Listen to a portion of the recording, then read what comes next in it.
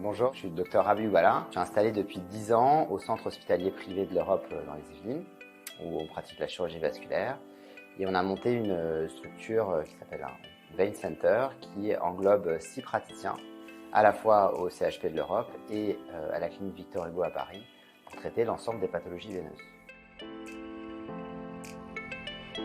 Les veines du membre inférieur permettent de faire remonter le sang des jambes jusqu'au cœur.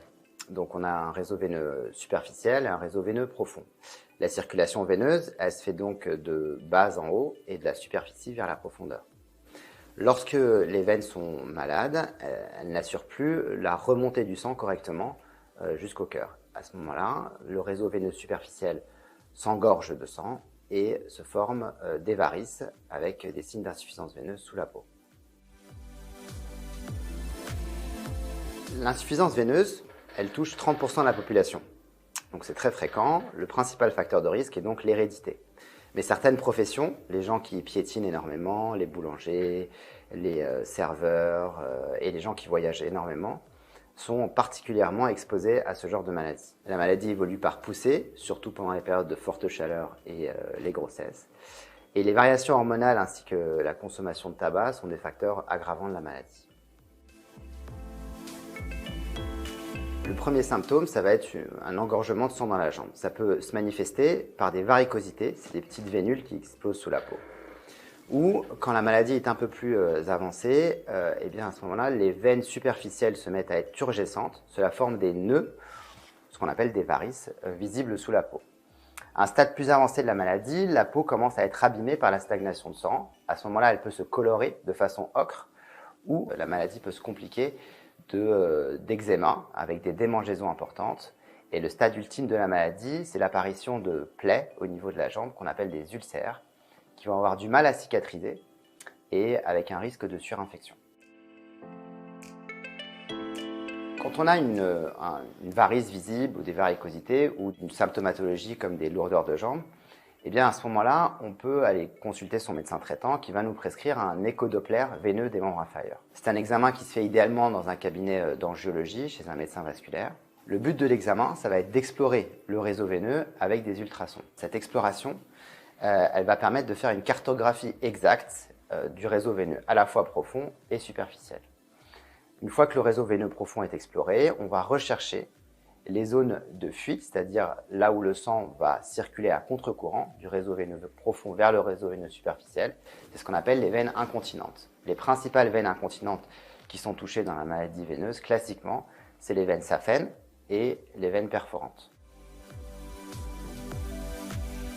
Quand on a une insuffisance veineuse, si on a une surcharge pondérale, le fait de perdre du poids va soulager les jambes.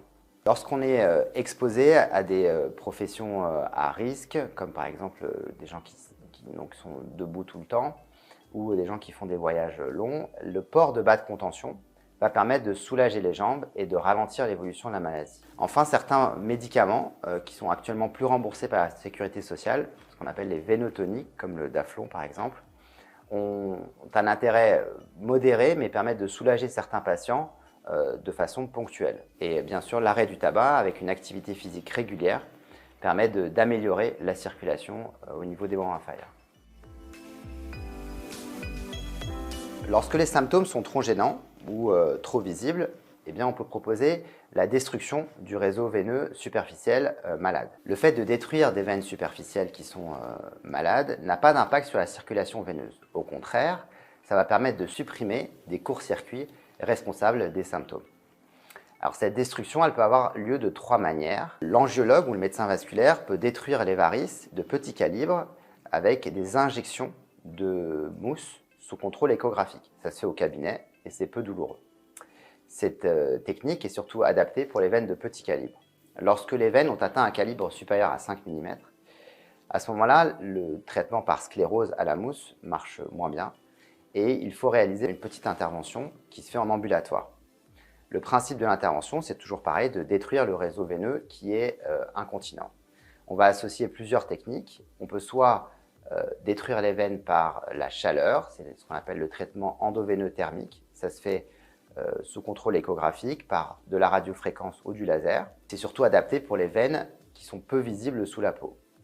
Et on peut également supprimer les veines, les retirer par des micro-incisions. Et c'est surtout valable pour les grosses varices visibles sous la peau. Donc le chirurgien va associer ces deux techniques dans une petite intervention qui a lieu en ambulatoire sous sédatif, c'est-à-dire que le patient n'est pas totalement endormi. La durée de l'opération est de 30 minutes et le patient sort 1 heure à 2 heures après. La marche est immédiate, les douleurs sont très modérées et la reprise d'activité est quasiment immédiate. Cette intervention est pratiquée par les chirurgiens vasculaires et certains médecins vasculaires. Prenez soin de vos jambes. L'insuffisance veineuse est une maladie évolutive, donc au moindre symptôme, il faut consulter tôt pour se faire dépister et pouvoir ralentir au maximum la maladie. Et avoir une activité physique régulière permettra de vous éviter tout problème circulatoire.